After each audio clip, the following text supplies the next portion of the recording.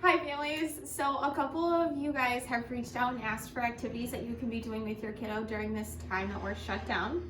So I actually rummaged through my house and tried to find a couple things that you could do with some of the items that you would have in your home. So I came up with a couple different things and I'll walk you through them. First, I would say always make sure that you are watching your kiddo doing these. Some of them have paint. There might be coloring on something, and we have some shaving cream. So those are things that we wouldn't really want them to put in their mouth and things like that. Second, I would say when we do our center time at school, we expect the kids to sit for 10 minutes. After that, at their age, it's really hard for them to focus on an activity. So if you're going to have them sit down and do an activity, I would do it at 10 minutes max. And you can just do that a couple times throughout the day if you're looking for more structure, but I would not expect them to sit any longer than 10 minutes.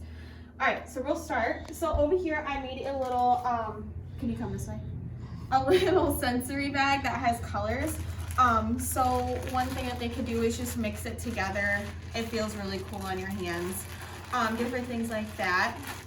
And then you can also put these on a wall, or you can actually just set it down, or you can do something like that and then they can try and make letters. It's up to you if you want to do it. All these are completely up to you if you feel like doing that. It's just, these are just ideas. All right, so the second thing is, hopefully you can see this, but it has my name, so ASHTEN. I don't know if you can see it in the video. And then over here I had some, what are these called? Post-it notes. Post-it notes, yeah. And I'm out of school too. And I just put the letters of my name, and so they would just have to grab the letter, and then put it underneath it so that they're making those connections and they're matching the letters. And then this is a really great way for them to learn the letters of the alphabet because it's something that's more meaningful. So you would use their name.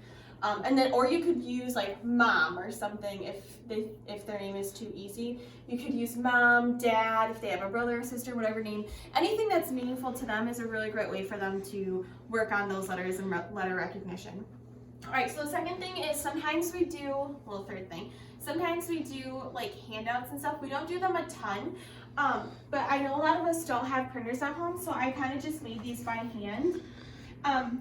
So I just wrote my name out, and we do this a lot. We do a ton of stuff with our name, and then I just put stickers on them. So this way they're, we always start our letters at the top, so it's a really great thing, but they're also just recognizing the letters again in their name.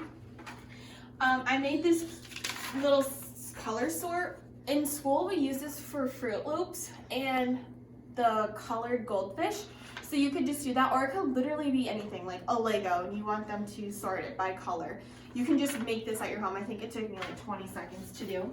And then I did a little like makeshift bingo dauber thing, which we do bingo daubers a lot. I don't have bingo daubers at my house, so I actually made some makeshift things over there that I'll show you, but I just did the letter A, and they can just fill these in. It's just a super quick way for them to, if you want to do a handout or something like that, you can just make it. Another thing is I used some tape and cling wrap, and I put it on our wall, and then I used some washable markers and just kind of made some coloring. It's a fun way for them to do coloring instead of just doing it on the on like paper and pencil with crayons, because this also is a really great way for them to, the OT likes it because then they're having to hold up the marker by themselves and they're not resting their hand on a table. So this is a super great OT activity too. But if you think your kiddo's gonna start drawing on the walls, then please do not do that. So we do this one in school a lot too. We have pipe cleaners, and then we just have them put them through, and they can do all kinds of silly things that they want. And then you could even try and make it into a game, like you wear it as a hat after, or something silly. The next one, we had Cheerios at our house and another pipe cleaner. I just made a knot at the bottom, and then I laced them through, which is a super great OT activity too. So is this one. And then you could even just make it into like a little bracelet, or they could just eat it after. Totally up to you. There's that. This one is one that we've kind of done in school, but like I had to adapt it a little bit. So I would just pick their favorite toy or a little animal. It's called Save the Animal. And then they would have to go in between the yarn and try and get the animal out. So I have little spiders in there. That's all I had. But if you think that's too easy or you want to make it more fun, you can always try and use tweezers.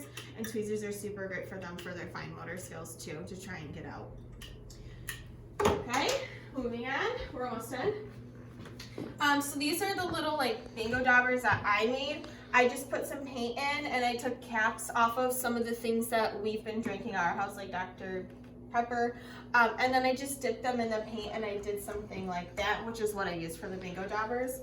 Also, I was thinking we do this in school where we put a whole bunch of Q-tips together and then we rubber band them and we put them in paint. And I was thinking you can make a flower or anything spring-like with those too. Or really just have them just put them all over. Bingo daubers are huge in our classroom. They seem to really, really love those. So that's something that would kind of give them that same feeling. So then we have the holiday coming up. So we have made some like marbled Easter eggs. If you are celebrating Easter. We put just some shaving cream and some paint in there, and then we just kind of dipped it in and then took it out. It is kind of messy, and shaving cream is toxic, so we want to make sure that they're not putting it in their mouth. But we thought it looked super cool, so it's a super fun way. Would not suggest eating these after you color them or put them out. Okay, so the very last thing that I have is can they see that? Okay. So I used just an expo marker at our house and I just wrote some letters. When we come back to school, we're working on the letter A, which actually is one of the easier ones for the kids because it's always the first thing that they see when they think of the alphabet. So A, B, C, it's always A. But it's a super great way for them to just recognize it. And then I have a paper towel. So say we're talking about the letter A and we ask them to find the letter A, you could just have them erase the letter A. And again, that's a super great fine motor activity. Or you can have them try and write the letter A, but also helps you clean. So they could just find all the letters A and then erase all the A's. You could do it with a letter in their name, or we've done like K, B, and R the last few weeks that we were in school before the shutdown. So you could put that on there. And then they just literally would just erase it. And it does completely come off, I checked. So it's just a really great fine motor thing too, because they're having to push down on those pre-writing muscles that they have. Okay, that's all I have. I know that's a lot. Please do not feel like you have to do any of these. These are just activities that some parents have requested. As long as you are doing something with your kiddo and you're having meaningful time together and reading together, that is all we're asking. Okay, thanks guys. Bye.